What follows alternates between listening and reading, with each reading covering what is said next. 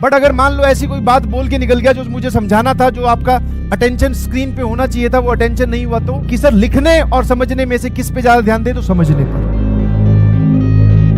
ये बात बहुत आसानी से बचपन से हमें बोली जाती है, बट इसको कोई ध्यान देता नहीं, पता नहीं क्यों। समझ में आया? हाँ, अब लिसन केयरफुली में मैं आपको बताता हूं ड्यूरिंग द लेक्चर आपका जो एटीट्यूड होगा वो क्या होगा। आप होगा सर सामने देख रहे होंगे, फटाफट सर ने जो लिखा वो मैं भी लिख लेता हूं अपनी कॉपी में। समझ में आया? ड्यूरिंग द लेक्चर आपका ये होगा, लिख लेता हूं, बाद में ना लिखना पड़े।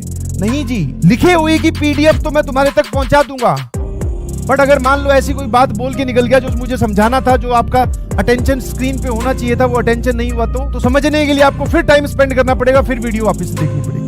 तो सबसे पहली चीज है कि सर लिखने और समझने में से किस पे ज्यादा ध्यान दे, तो समझने पर। सर लिखने वाला काम नोट्स कैसे बनाएं, ये आपका जो है एरर या फिर ये वाला जो डाउट है, ये पूरे सेशन चलता रहेगा। सर नोट्स कैसे बनाएं, आप जरा देखना, आपने एक सवाल लिखवाया जिसकी स्टेटमेंट थी 4 लाइन की, उसके ऑप्शंस थे सर बड़े बड़े। मान लो इंटीग्रेशन की बात करता हूं, ये एक सवाल दिया और उसके ऑप्शन थे बड़े बड़े। अगर मैं भी लिखने बैठूं तो मुझे 10 मिनट चाहिए बेटा इसको लिखने के लिए कॉपी। तो सवाल लिखने पड़ेंगे जी, बिल्कुल।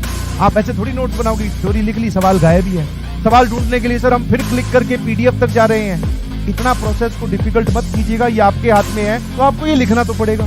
सर ड्यूरिंग द लेक्चर लिख सकते हैं भाई साहब, ड्यूरिंग द लेक्चर लिखना, समझना, इसका सॉल्यूशन भी नोट करना, उस लेवल का सर हिट करना दिमाग, इतना पॉसिबल नहीं।